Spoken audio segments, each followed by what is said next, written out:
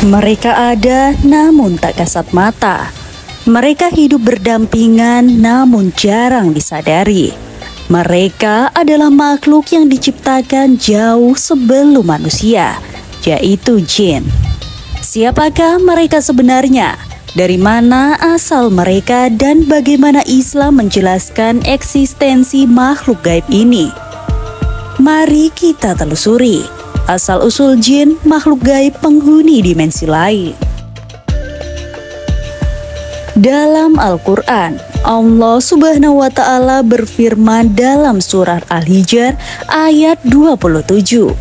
Dan kami telah menciptakan jin sebelum manusia dari api yang sangat panas. Jin diciptakan dari nar asamum, api panas tanpa asap. Mereka diciptakan sebelum Nabi Adam alaihissalam menempati bumi jauh sebelum manusia pertama menginjakkan kaki. Sebagaimana manusia diciptakan dari tanah, jin memiliki asal penciptaan yang berbeda dari elemen api. Inilah sebab mengapa sifat jin berbeda dari manusia.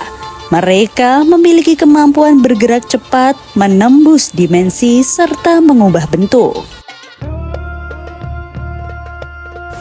Dalam surat Az-Zariyat ayat 56, Allah menegaskan tujuan penciptaan jin. Dan tidaklah aku menciptakan jin dan manusia, melainkan untuk beribadah kepadaku.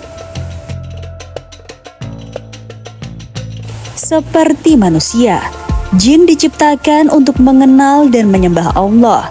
Di antara mereka ada yang beriman, ada pula yang kafir dan durhaka.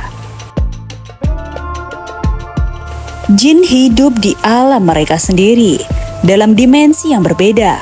Mereka bisa melihat manusia, namun manusia tidak bisa melihat mereka secara kasat mata.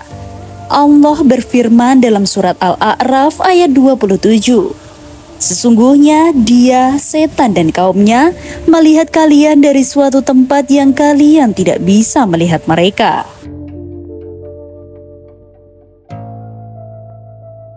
Lalu, apakah jin sama dengan setan? Perlu kita pahami bahwa setan adalah sifat, bukan spesies. Setiap jin yang durhaka disebut setan. Bahkan sebagian manusia yang mengajak pada kejahatan pun disebut dengan setan. Jadi tidak semua jin itu setan, tetapi semua setan bisa berasal dari jin maupun manusia.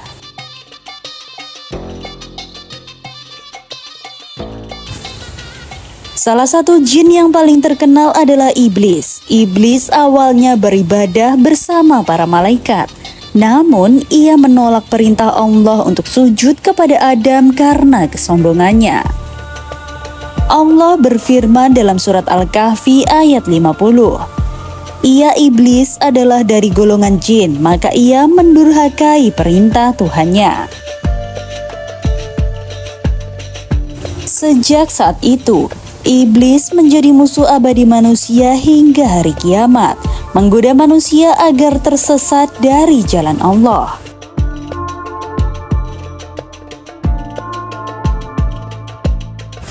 Jin hidup dalam komunitas, memiliki kehidupan, keturunan, bahkan sistem sosial. Mereka makan, minum, menikah, dan mati sebagaimana manusia.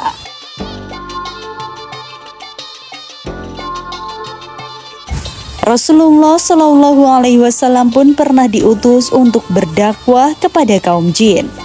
Dalam surat Al-Jin, Allah menceritakan bagaimana sekelompok jin mendengarkan bacaan Al-Quran dan beriman kepadanya. Katakanlah Muhammad, telah diwahyukan kepadaku bahwa sekumpulan jin telah mendengarkan Al-Quran. Lalu berkata, sesungguhnya kami telah mendengarkan Al-Quran yang menakjubkan. Quran Surat Al-Jin ayat 1. Jin juga bisa berinteraksi dengan manusia, baik secara positif maupun negatif. Disinilah muncul fenomena kerasukan, sihir, bahkan perjanjian gaib yang kerap terjadi di berbagai budaya.